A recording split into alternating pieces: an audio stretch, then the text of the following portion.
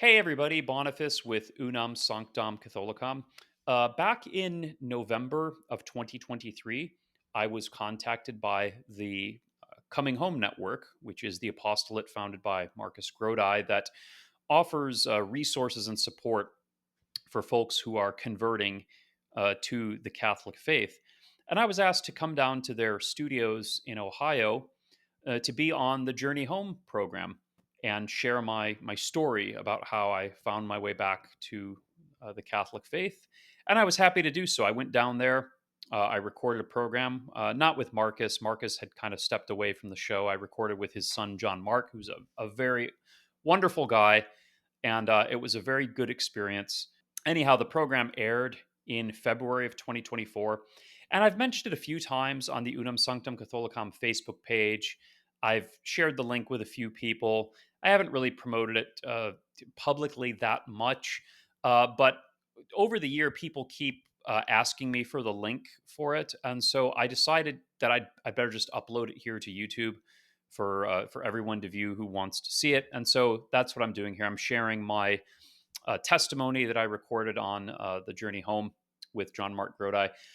One thing before you watch the video, though, I don't like how they captioned me as a revert from Pentecostalism. I consider Pentecostalism just a short little phase that I went through. It was brief. It was like less than 2 years, and I was never really, I never really considered myself Pentecostal. I grappled with Pentecostalism the whole time I was in it because I never spoke in tongues. I never bought into all that, so I always had a strained relationship with Pentecostalism. But whatever, I understand that they have to distill things down to this pithy little caption. But just please keep in mind that the reality is much more nuanced, as you will hear if you listen to the program.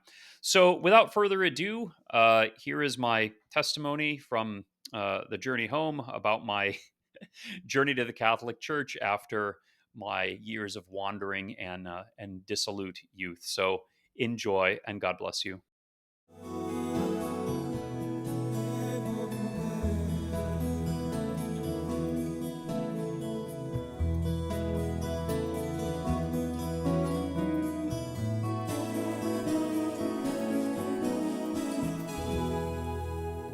Well, good evening and welcome back to the Journey Home program. I'm your host, John Mark Grodi, and once again we have this great privilege here in EWTN to sit down, kick back, have a cup of coffee, and hear a story. The story of tonight's we're joined by Philip Campbell, sharing his story.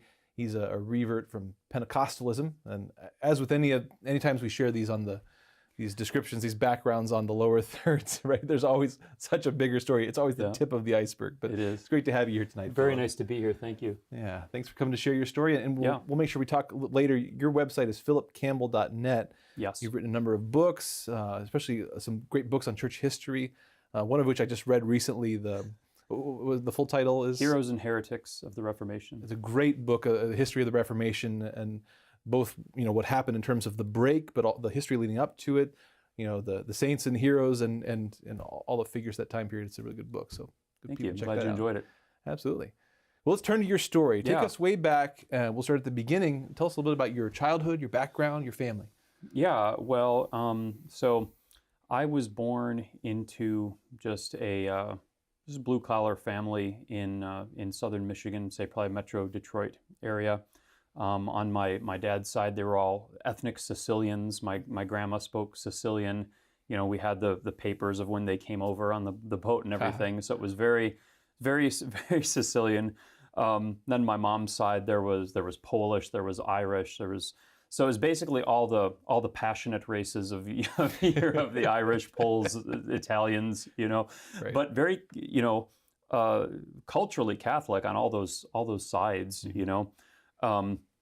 I had a pretty, what I think was a normal, very secular upbringing. I've been fairly happy with, my upbringing. I had no gripes about my parents or anything like that. They did a fine job. It was just very normal 1980s secular United States, upbringing. Had no real religious background, so to speak. Obviously, Catholicism runs culturally in, immigrant families from places like Italy and whatnot. But that cultural Catholicism, it has its pros and cons, Yeah. you know. Sometimes you get this sense in which, like, well, yeah, we're Catholic, we have our picture of Saint Joseph on the wall, but there's no actual practice of faith. And so I didn't grow up with any practice of faith or anything like that. My parents didn't practice. I don't know what their religious story was, but it had ceased to become anything definitive in my family's life by the time I was born. So I didn't really know much about it, but I had a fairly happy childhood. And for me, a lot of people have struggled with the notion of belief in God or the spiritual world. For me, I never struggled with that. Like, even from when I was a child, without any formal religious upbringing, I never really questioned that there was another reality, a spiritual reality behind the things I saw. It just seemed like the spiritual world was bubbling up everywhere in the being of things. Just in the fact that things existed and that they were so beautiful and marvelous. And so I was always very kind of like interested as a young man, not having any formal direction, but growing up, I would read about culture, read about other religions, what they believed, what they thought about the world, and I thought these things were very, very interesting. I remember being in 7th grade and reading a biography of Buddha, just because I was interested in spirituality, But I think in terms of, Christianity, like many people who are raised in a culture like the United States that is very informed by a Christian past, but isn't necessarily, observing it, you're kind of aware of the symbolism of like Christmas or crosses or things like that, but don't really know the context of it. I remember my mom had a crucifix of Jesus in the hallway in my house, and I didn't really know much about, like I remember asking my mom, "Did you know Jesus when you were little? Like, was he alive when you were a kid?" I didn't even know the basic chronology or anything, And she's like, Right. "No, he was a long time ago." I just knew that he was a guy that got crucified, the Son of God, or claimed to be the Son of God. So I guess I just had like this vague spiritual receptivity, but beyond that, no really definitive ideas. Sort of a sacramental worldview. That's what kind of comes to mind when you think about noticing the ways, that the supernatural sort of is permeates the natural. You sort of had that sense from your Catholic cultural background. Yeah, perhaps, or just I don't know. Maybe just the way I was created. I don't know. Yeah, but like I never seemed to doubt that the physical world and the spiritual world kind of compenetrated each other, and that that there was just more than what we were aware of. So I was always sensitive to that. Yeah. As I got older and began to have more direction over the things that I could study and look into, I got very interested in, I guess, what we would now call like New Age or neo-pagan mysticism. So I would just check out lots of books on these sorts of things, studying both historical paganism but also like contemporary expressions of it, which I thank God that this happened before the internet. Before like today there'd be all these like cringe websites and things that would have been going on. And I'm just glad that I was restricted to having to find what was in my local small town library, and from the people I met. So I kind of like mishmashed a spirituality together for myself based on things that I'd read or things from history. And it was very pagan, and I'm talking about like 12, 13, so like little kid pagan. Sure. And it was, but it was, many people when they are going through adolescence, it's a dark time, it's a challenging time. And like I said, my family are good people, and they were very supportive. I had a good childhood, but also my family, we were kind of like reserved, like we didn't really talk to each other about things that were going on. So I kind of dealt with a lot of kind of like adolescent growing pains, kind of like in silence, and then started wearing all black and, listening to heavy metal and stuff like that, and kind of like making this my identity. And then at a certain point I had a green mohawk, and would just wear black and combat boots and I used to wear a bullet on a chain around my neck, show how edgy I was.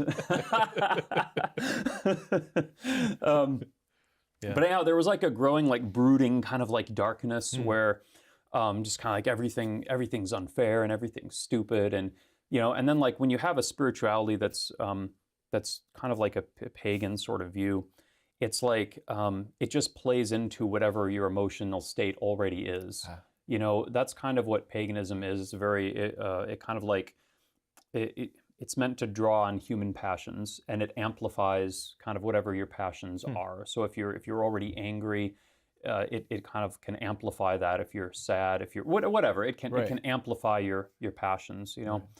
And so I got mixed up into what I would call like the darker side of that sort of stuff.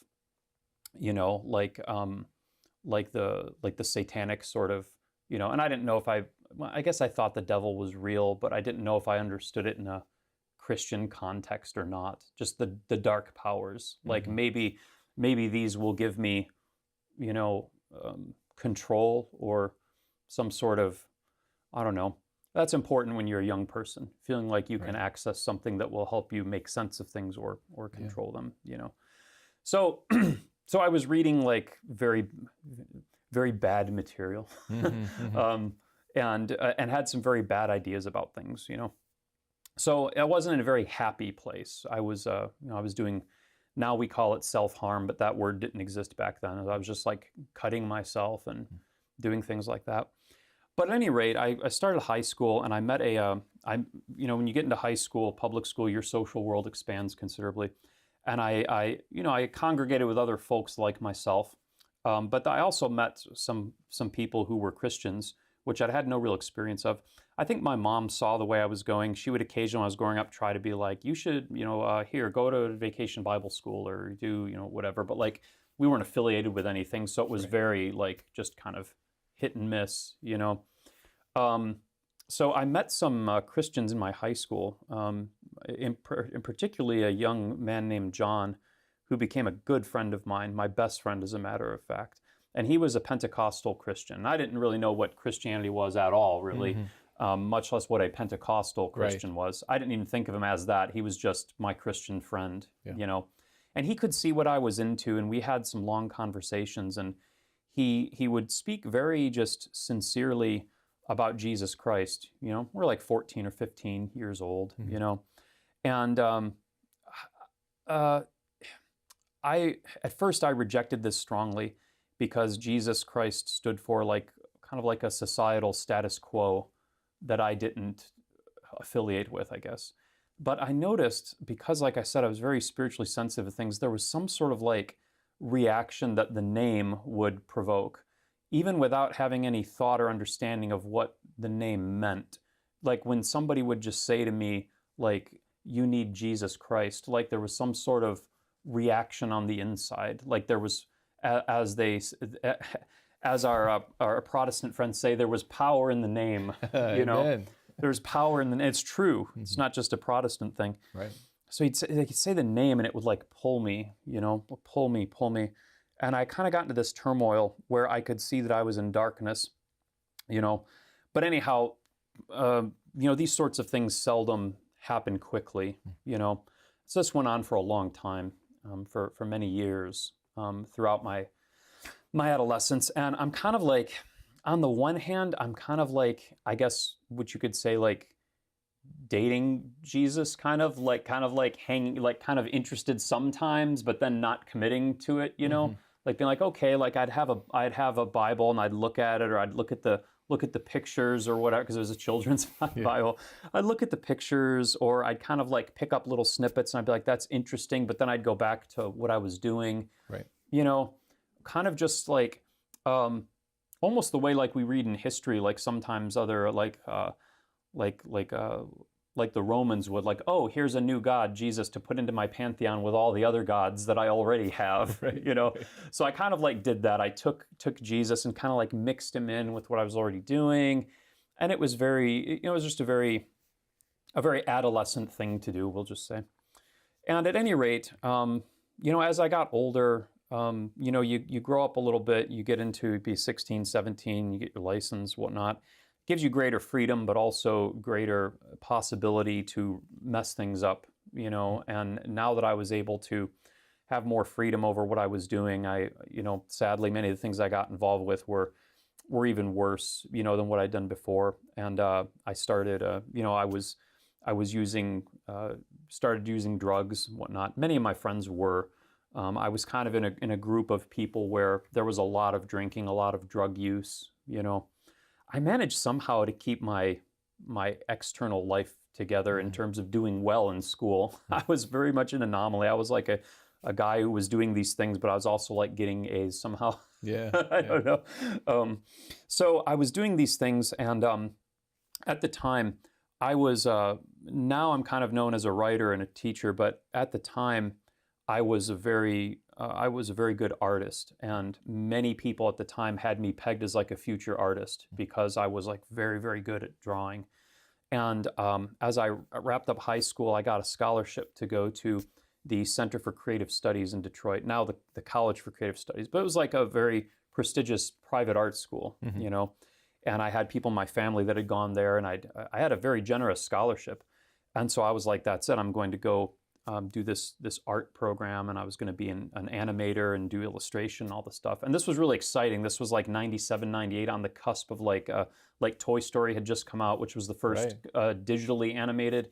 It was like the golden age to be going into animation, So it was very exciting, And so I was like, great, I've got this scholarship, but I wasn't ready to go yet because I'd applied too late or whatever. So they said, you need to wait a year and take a gap year, and then you can start. So I moved out of my parents' house like a week after I turned 18 or something. I just packed all my stuff in a bag, and me and a buddy got an apartment. And this year of my life waiting for college was a very bad year. My drug use amplified. I was extremely depressive. I was becoming just nihilistic. I'd kind of dropped the paganism stuff and just become just kind of nihilistic, about life. My neighbor, the guy next door, was like a drug dealer, and like he was coming over and doing his stuff in our apartment. And there's all these things. The FBI came to the apartment one time, to ask questions about stuff, and it was like a very bad place to be, And I was just really struggling, man. I was just beyond depressed. Like I was kind of the point where I was like, okay, I can go to this art school and do what? Like learn to do this thing so I can get some money, so I can like feed myself to get up and do it again. Why, And I kind of got down this road of like, why am I even alive? Like what, like who cares? Everything, no matter what happens in my life, I'm going to die, and then nobody's going to even remember me in 100 years after I'm dead, and like all of existence is just completely meaningless. Right. So I got very nihilistic, And on top of this, I'm using drugs and hallucinogenics and making me kind of like freak out. And so I'm just like in the worst possible place I can be, Yeah. So my old friend John comes to visit me at some point during this year, and we were both guitar players, So he said, let's play guitar. So we're playing guitar and we're singing, and he was, he had this love for God that I didn't have. And we're playing guitar, and I just started like weeping. I remember I like collapsed over my guitar, and I started weeping, like a brokenness. And he didn't ask what was wrong. I think he just knew what was, Right. And he leaned over, and I remember he put his hand on me, and he just prayed for me. A good kind of like Pentecostal deliverance prayer, to be delivered from darkness, freedom. That's what I needed, because I was bound. And I felt something tangibly drop off of me. Like I felt it, And I'm not saying everybody needs to feel something. It's like candy. Sometimes it's good to have, sometimes you don't need it. I don't know. I needed it in that moment. Yeah. Something dropped off of me, and I felt like 10 pounds lighter. Here's how literal I mean this. When I got up, I jumped in the air to see if I would jump higher because I felt like I'd lost 20 pounds, and I was like jumping. Yeah. I was so happy. And I thanked him, and I hugged him, But it really, I don't know what that meant because I wasn't really embracing anything. Yeah. I wasn't converting to something. I just felt like I'd been delivered from something. Yeah. But it was a moment. And for the next several months, I wrestled with what this meant. And I got to the point, and I'm sure you've heard many converts describe this, where you feel like you're like on the cusp of about to fall over something, fall into something, but you're not over the edge yet. Right. You know? So I started college, and it was really hard. My mind was not in it, man. I was having an existential crisis. Right. I was not in it. I was like getting D's, you know? And I was so embarrassed. My parents had worked so hard to walk me through the process of getting there. They'd set up a art room for me to do and I was so embarrassed that I was failing that I couldn't tell them. And eventually I just stopped going to college altogether. And I don't mean I dropped out. I mean, I just stopped going. Like, I didn't bother to drop out. I just, in the morning, I would get in my car and I would say, "Bye, Mom, I'm going to school." And then I would drive down the road and park in the cemetery and wait for them to go to work. And then I would go back home and go to bed. And then eventually they're like, "Philip, your college called and said you haven't been there in 3 weeks. What's going on?" I'm like, "Oh, stop going." They were so angry. I missed the drop date and everything to get the money back. But at any rate, my parents were like, "What is going on with you?" So I was going through a crisis, and eventually I went to a party.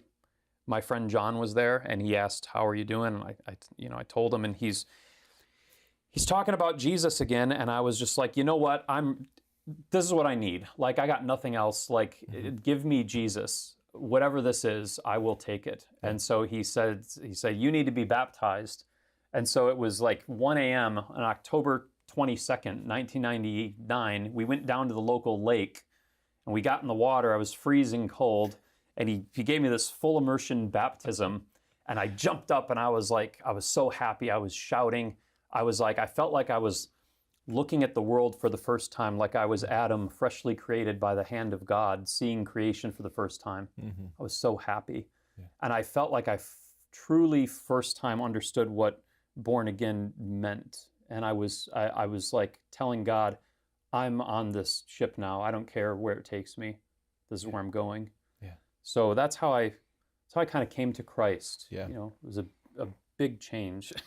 God bless John. It's to pause there for a moment. Just sometimes I think when we have an obligation as baptized Christians, as Catholics, to evangelize, to share the faith, and sometimes I think we overthink it, right? Like, oh, I have to have all the answers. I need to think. I need to. But no, there's power in the name. Yeah, he didn't. I mean, we had theological disputes and stuff, but it Sure. really came down to, he was just like, "You need Jesus. Like, Jesus Christ loves you, and He will help you. Just call out."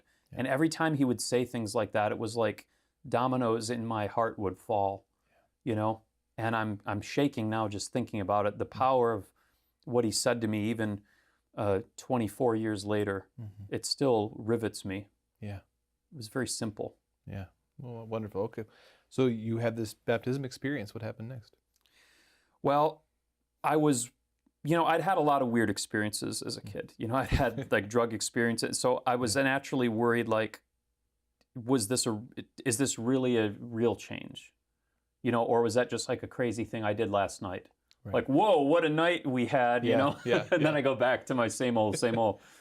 I went back to my parents' house. I woke up the next morning and I was noticeably different. Like, as soon as my eyes opened, I was like, it's still here. Like, whatever it was, It's still with me. And I noticed it. And so I realized that I was like, I am a Christian now. I'm a Christian. And so I was ravenously hungry for whatever Christianity was. So I got a Bible. I had a Gideon's hotel room Bible.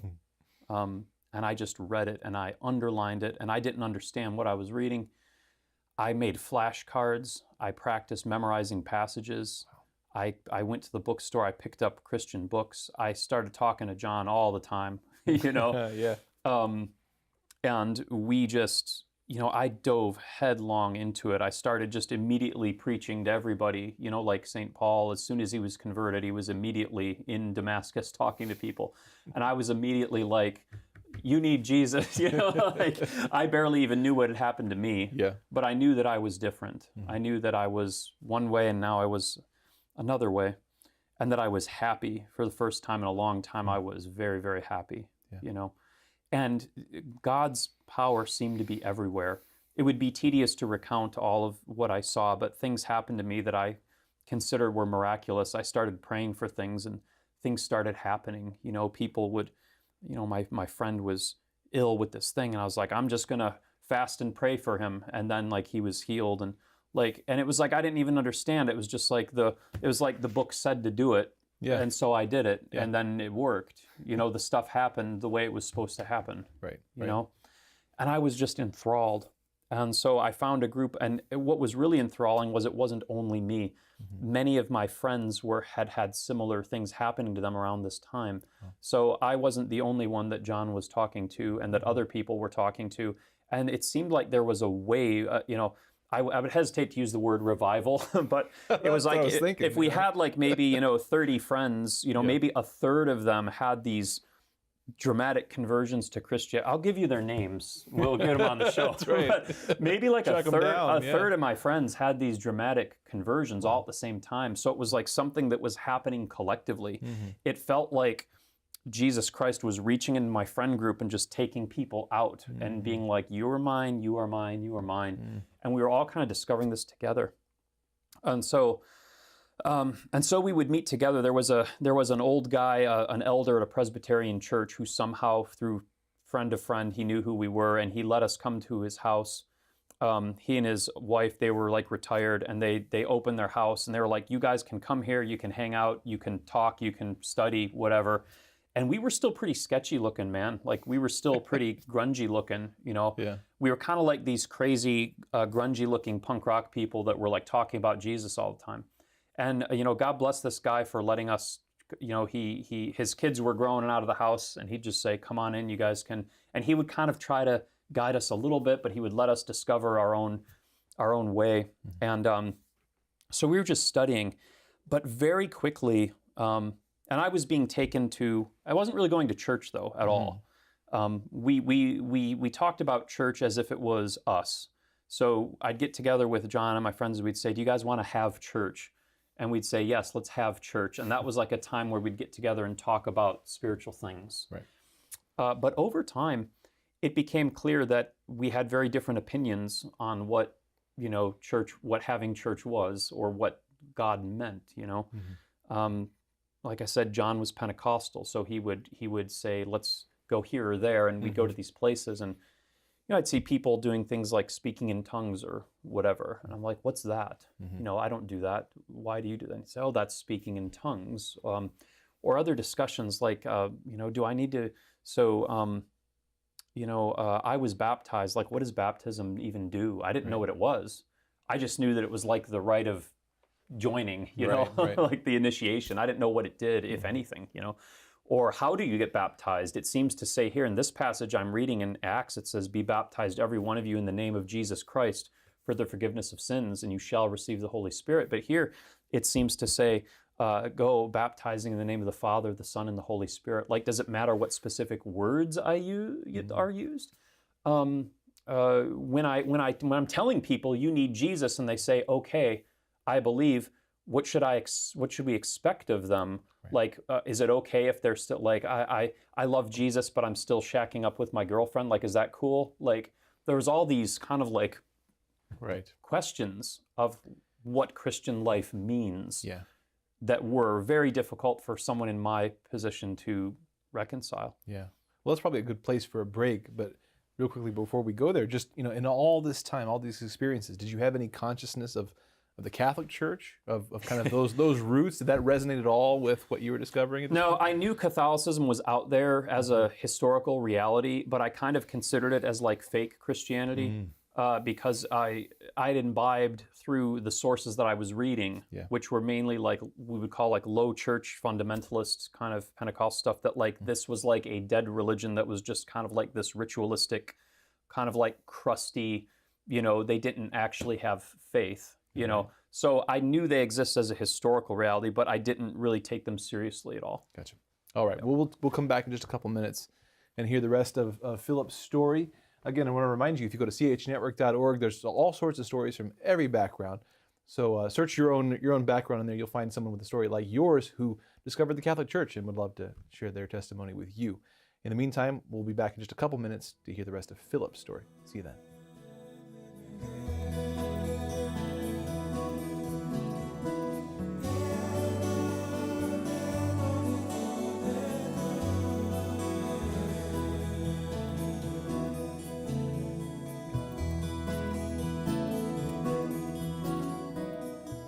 Welcome back to the Journey Home program. We're entering the second half of our hour tonight, speaking with Philip Campbell.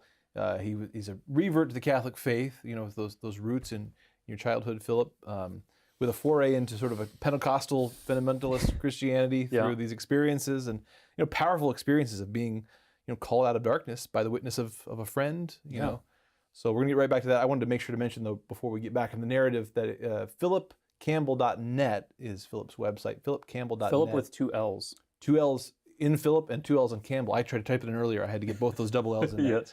So you can find out more about his work, his books, and all that, and we'll talk about those more later. But take us back into the story, Philip.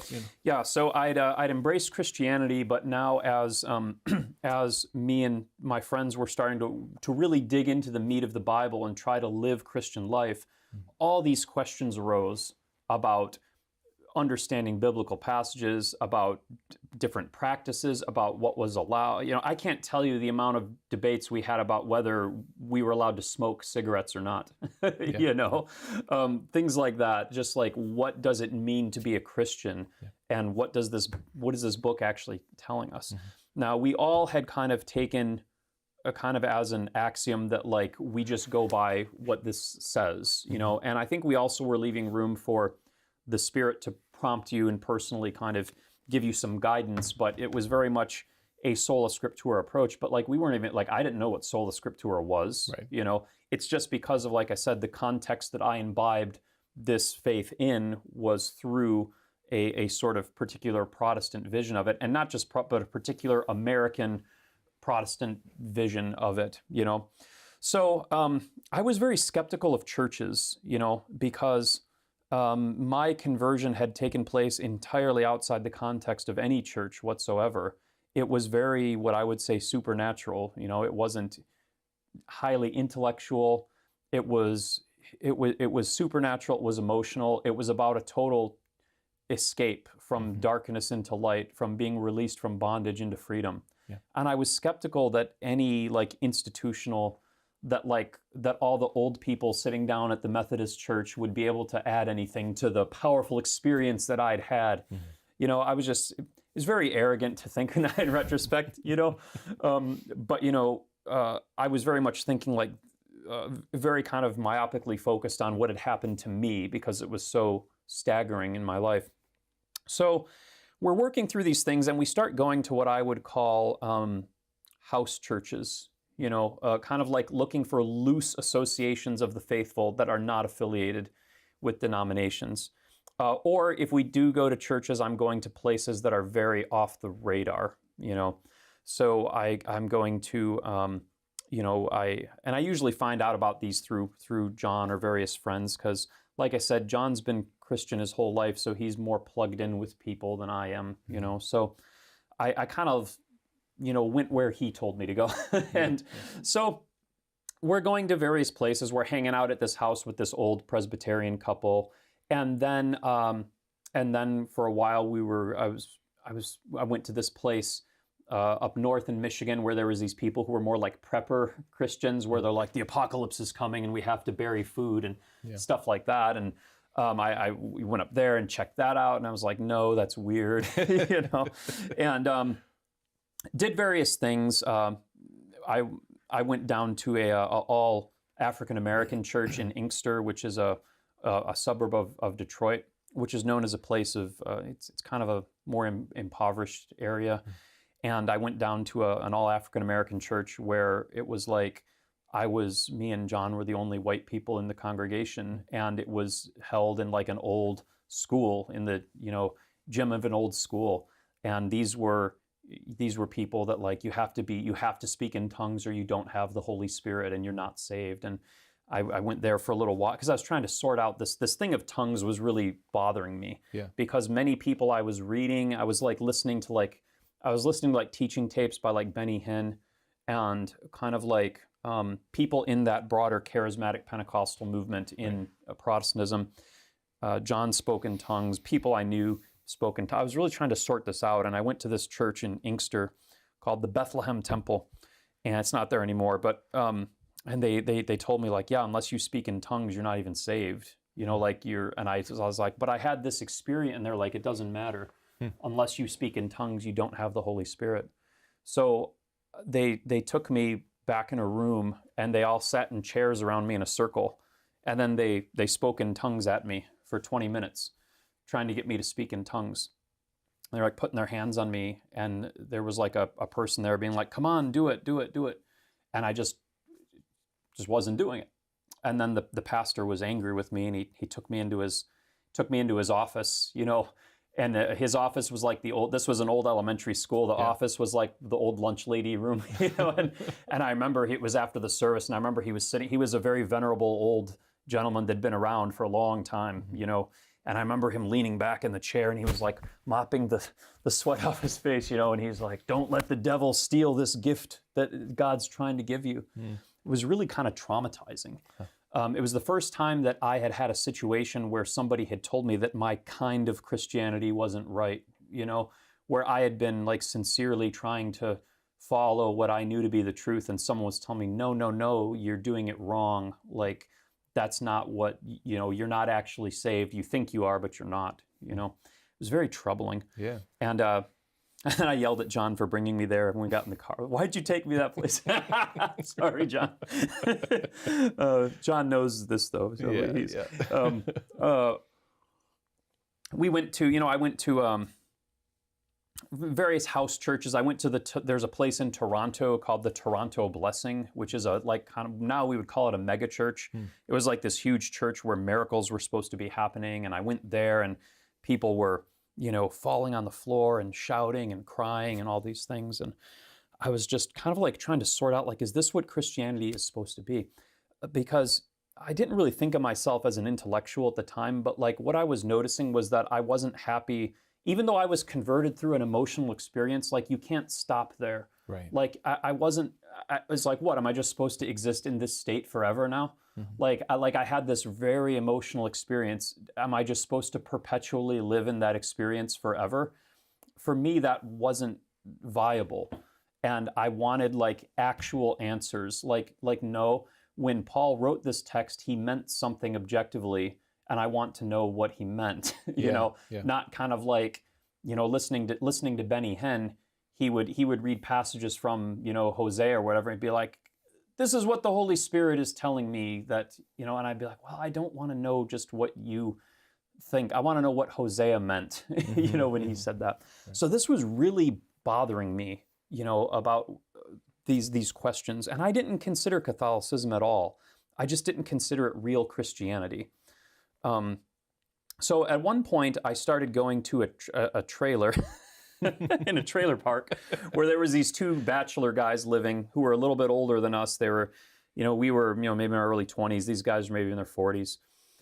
Ed and Derek were their names. If you're out there, Ed and Derek, God bless you wherever you're at. And they would have Bible studies, but they were very eclectic. They drew from every source. So they'd be like reading Protestant literature, and then they'd be like, here's John of the Cross, and here's Brother Lawrence, here's, they had, Anglican, Pentecostal, Catholic. They had all these sources. And these guys were super eclectic. They kind of like didn't care where the source was coming from. They were just looking for nourishment. Right. And I got exposed to Catholic books through them. They gave me copies of the Mystical Ascent to Mount Carmel. I think that's the name of the book, by John of the Cross. Right. And boy, I understood none of that. But I loved it because it was rich spirituality. And I was like, wow, this Catholic author is very serious about this, And around this time, other Catholic elements started into, because you go around Christians enough, you're going to run into Catholicism. Right. I started running into other Christians who were loved Jesus very much, and they were Catholic, and I was like, wow, that's very interesting. So around this time, John went away to live with basically like community of like the Jesus people. I don't know if you know who they are. Yeah. They're kind of like Protestant hippies, that live in the cities and they run soup kitchens and whatnot. Yeah. John went out to California to work with them for a while, and he came back and he brought a movie. And the movie was Brother, Sun, Sister, Moon by Franco Zeffirelli about the life of St. Francis of Assisi. It was made in 1971, and he was like, you got to watch this movie. And I'm like, okay. So I watched the movie. The movie's very dated. It's very much permeated by like a hippie ethos, but it's the life of St. Francis of Assisi told in 1971 by 1971 people. Yeah. But man, did that movie resonate with me. Here's this guy who's raised kind of like secular. He has this powerful experience. He loses his friends, and then he turns it all over to Christ. And I watched this movie and it just shook me to my core. And I cried watching it, and I was like, that's what I want, this. And but it couldn't connect with me that this guy was Catholic. It couldn't connect with me, but he was so different from I'm going to these Protestant churches where it's like people in suits and this and that. And here's this guy wearing these like grungy rags with a tonsure, and he's like walking around barefoot in the rain and singing about how much he likes being poor. I was like, what even is this? Yeah. It was like a whole world of Christianity that I didn't even know existed, So I start kind of studying Catholicism, and I start wrestling with the various aspects of it. And at the time, I signed up for but at the time I was thinking I wanted to go into ministry, like Protestant ministry. So I signed up for a training course at a local church that was like training people for the pastorate, So I was training for this, but I was also wrestling with Catholicism, and I just loved St. Francis. And my mom saw that I was wrestling with some of this Catholic stuff, and she's like, did you know you're Catholic? I was like, excuse me? She's like, yeah, you were baptized at, St. John the Baptist Church on, when you were a baby. And so that's how, I never even knew I was baptized when I was a child. She's like, yeah, you are Catholic, like at least canonically, So I was like, oh my goodness, that's insane. I had no idea. So I start to see that, so I started to very much respect Catholicism's intellectual tradition. I was like, they try to have answers, and they really try to work out what the theology means. And I started reading Catholic books and sources. But at the same time, I'm practicing to be like a Protestant minister. This conversion isn't always in a straight line, right? The pastor who was running the class, he was going to let us all preach like a practice sermon to his congregation. And he hears that I'm studying Catholicism, and he pulls me aside and he says, Philip, I want you to tell me about what you've been doing, And I tell him, well, I've been studying Catholicism, I've been talking to Catholics, and I hadn't really gone to Mass or anything yet, but I was like hanging around Catholics and going to, talking to people in RCIA and stuff like that. And he just kind of like shuts it down. He says, answer me one question. Do you believe that the communion is the body and blood of Jesus Christ? And I said, yes, I do. And he said, why? And I was like, I don't know. And he said, can you back that up from the Bible? And I said, no. And he's like, that's what I thought. And then he said, you're not going to be preaching anything here. You can stay in the class, but I'm not going to let you have an audience. So I was like, fine. So I was really frustrated with myself. I'm like, I'm just going to put this Catholic stuff aside and just focus on what I'm doing here, because this can wait, like I can take my time and study this over the next decade or whatever. So I'm going, but I'm still kind of sorting out these questions. And what's really drawing me to Catholicism is the history, because what really bothered me about the Protestant interpretations, I was starting to see how culturally bound they were, how like what I was getting was like a late 20th century United States interpretation of Christianity. And I was really coming to understand that.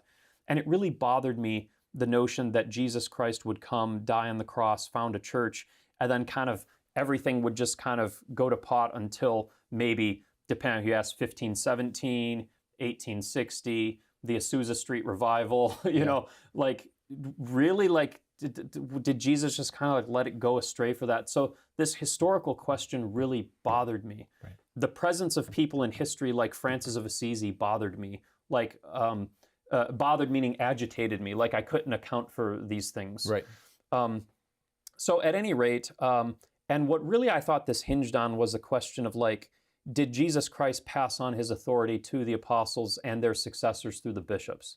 Because if that was the case, and that was really what Jesus intended, that it seemed like the Catholic Church's position was obvious, you know, if that was true. But I couldn't really find in the Bible that apostolic succession was a thing.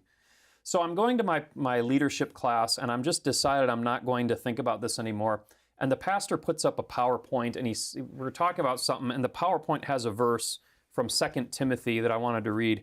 2 Timothy chapter 2, verse 2. And on the PowerPoint in front of my face, it says, "What you've heard from me before many witnesses, entrust to faithful men who will be able to teach others also." And it really hit me that, like, I saw that and I was like, that's apostolic succession. Paul is saying, I received something. What you've heard from me, I handed it to you. You're going to entrust it to other faithful men who are going to teach others. Right. I was just blown away by that. And it was like the last kind of like drip of doubt melted away. Mm-hmm. So now I'm kind of reaching that point where I'm kind of like, I know I have to become Catholic, but I don't want to, right? Because this is going to be a big shakeup. So I'm going to this service where this Protestant pastor that's kind of been mentoring me is preaching, Mm-hmm. and it's a summer night. It's raining, it's hot, it's muggy, and I'm just in agony, and I can't listen to his sermon. So I go out of the church and I start walking around the building in the rain, and I'm just getting rained on, like St. Francis, like just getting rained on, and I'm walking around the church building, like literally like doing a lap, and I'm like in this mental agony about this conversion thing. And I walk around the corner of the building. It was the northwest corner of the building. And when I walked around the building, in front of me there was a giant chalice with a monstrance floating in the air in front of me, and it was huge. It was like the size of my body. You know, like when you see on holy cards, like the host. And I fell to my knees in the mud right there. And I was just like, I didn't know, I mean, I knew what it was. And I just sat there. I don't know how to explain it. I don't know if the cars driving by saw it. I explain it like I saw it in my mind's eye, as clear as day. Mm-hmm. I can remember exactly where it was. I remember how tall it was, where on the building it was. I don't know how long I sat there. Mm-hmm. But eventually I came to and it was gone. And I walked in the church and the service was over. I must have been out there a long time because pastor preached like an hour, you know. I walked in and he was in the vestibule greeting people, like leaving. And I walked in, I was covered in mud and I was in rain, and he looked at me and he was like, "What happened?" And I said, I was filled with some sort of zeal. And I went up to him and I said, "Pastor, you remember when you asked me where in the Bible it teaches the real presence?" He said, "Yes." I said, "It's in John chapter 6, verses blah, blah, blah." And I started rattling off the bread of life discourse. Mm-hmm. "He who eats my flesh and drinks my blood has eternal life, and I will dwell," and I rattled it off, you know. Mm-hmm. And he was like, you should say, I was like covered in I was so filthy and wet. And and I'm here like rattling off passages about the Eucharist in this guy's own church. Well, anyhow, I entered RCIA, and they said to me, "Look, you were baptized Catholic. You don't need to go through the whole thing. You just got to make a confession, and you can come into the church in October. You don't even got to wait till Easter." And they said, "Why don't you flip open the calendar in October and see if there's a date that speaks to you?"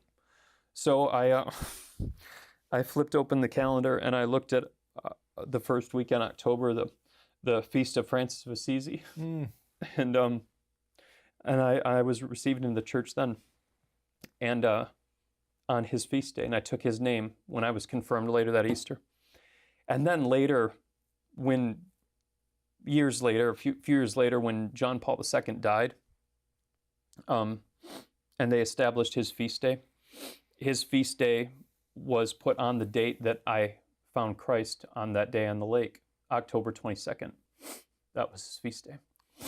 And so that was how I came into the church. You know, it's been difficult at times, but as I look back, I see I don't think of myself as a revert or a convert. Right. I just look back and I see God was always there. It was always me and him. He was always looking at me. He was always calling me. Everything that ever happened to me was him trying to move me in a certain way, and he still does. And if we just had the, you know, we just had the just recognize it. Yeah. So thank you, John. Yeah. Thank you for, you know, and thank the Lord for his grace and Yeah. St. Francis. Yeah, what mercy. Yeah. You know, sometimes it's not until looking back to see the innumerable ways that God prepares us and plants those seeds. Yeah. And, you know, in the ways that we need. That's amazing how every story is sort of Giving me custom. what I needed, a word in due season, as the Yes. Bible says. He gave me just what I needed when I needed it. Yeah. Not when I thought I needed it, but when I needed it Mhm. and what I needed. Yeah. And he's trustworthy. Yeah. Well, we have about 6 minutes left. Let's just take a few minutes and talk about some of the, you know, the continuing journey and some of the work that you've done in the church. You know Yeah. what was funny is right after I became Catholic, I was like, I need to learn about this. So I enrolled in Ave Maria College when it was up in Michigan. Yeah. And I was like, I just went here and I'm like, I wasn't even confirmed yet, but I was like, I need to learn about this. So I enrolled in their liberal arts program.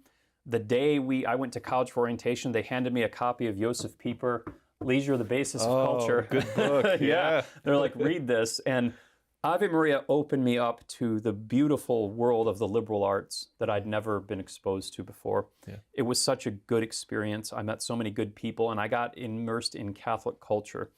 And it filled in all the gaps in what I was missing and what I wanted out of it. Was just such a good experience. But eventually I went into education. I was just filled with a zeal to teach, and especially history, since it was so important to me. So I became a history teacher, first teaching in like Catholic co-ops, and then I was brought on board with Homeschool Connections, which is an online Catholic curriculum provider. Shout out to some of my students, Evan, Kai, Marley, Raphael, Ian, all you guys, love you.